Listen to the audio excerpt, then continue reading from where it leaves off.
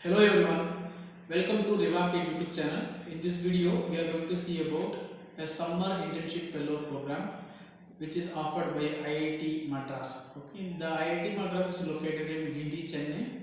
So here the eligibility is those who are studying third year and final year of the engineering as well as masters like MTech, ME, and then those who are about to complete their UG in BSc, BCom or BA something else, and then as well as in humanities like MA, MBA, they are also eligible for this. So in this summer fellowship, the one good thing is it is fully focused on research. Those who are getting admission, they will get a chance for being 2 months be there, and then the stipend of 6,000 will be awarded like if the successful completion after the successful completion. So hereby I am telling you the last date. The last date of application is 29th of February this month.